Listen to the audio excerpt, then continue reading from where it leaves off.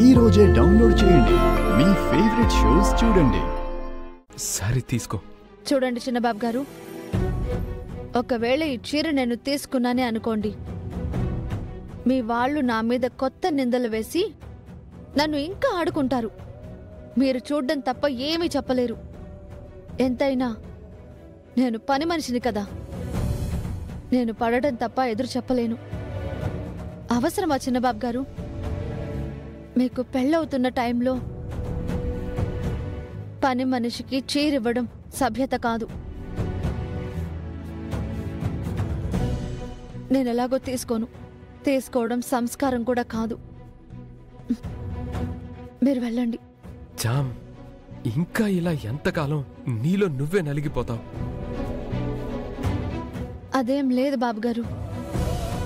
ఒక్కసారి మనసుకి దెబ్బ తగిలాక ఇంకెన్నిసార్లైనా అలవాటైపోతుంది. ఏముండదు. అంటే ఇది కూడా నా వల్లేనా? ఇంట్లో వాళ్ళని నన్ను ఒకటిగానే చూస్తున్నావా జామ్? వాళ్ళు మీరు ఒకటే కదా బాబుగారు. ఎందుకలా గుచ్చినట్టు మాట్లాడతావు జామ్? అర్థం చేసుకో. మిమ్మల్ని బాగా అర్థం చేసుకున్నాను కాబట్టి ఇలా మాట్లాడుతున్నాను.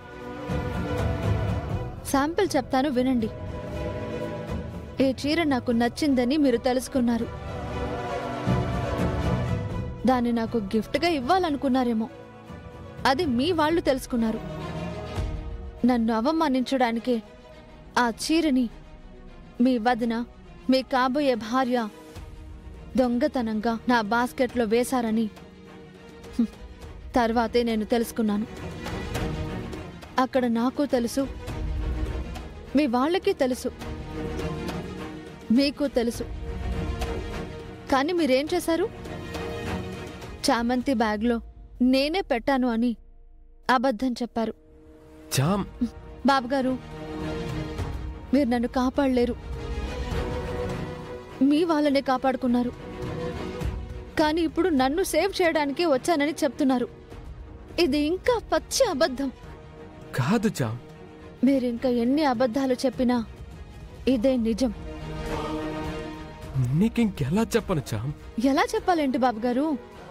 అప్పుడే అక్కడే చామంతిని దొంగని చేయడానికి మీరిలా ఎందుకు చేశారు వదినా, ఇది తప్పు అని మీరు వాళ్ళని అక్కడే నిలదీసి ఉంటే అప్పుడు నేను మీరు వాళ్ళు ఒకటి కాదు అని నమ్మేదాన్ని. అలాంటిదేం జరగనప్పుడు మీరు ఒకటేనని, మీరు నేను వేరు అని మీరు చెప్పకనే చెప్పారని కదా అర్థం బాబుగారు. అలాంటప్పుడు మీరు నన్నెలా కాపాడాను అనుకుంటారు? నేనింక తట్టుకోలేక నిజాన్ని నిరూపించేస్తే వాళ్ళెక్కడ దొరికిపోతారోనన్న భయంతో వాళ్ళని కాపాడరనే కదా అనుకుంటాను. అనుకోవడం ఏంటి, అదే నిజం. నిజంగా నేను అలా అనుకోలేచ్చా? ఆ క్షణంలో నిన్ను కాపాడాలని ఒక్కటే నాకు అనిపించింది. అబద్ధం, అబద్ధం, అబద్ధం.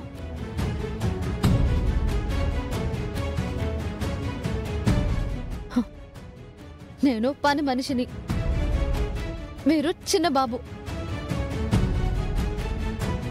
ఆకాశం నేల దగ్గరికి రాకూడదు. ఈ చీర ఎవరికని అన్నారు వాళ్ళకి ఇవ్వండి చిన్నబాబు గారు. మొదలాయను అలలే ముసుగేసిన ఎదలో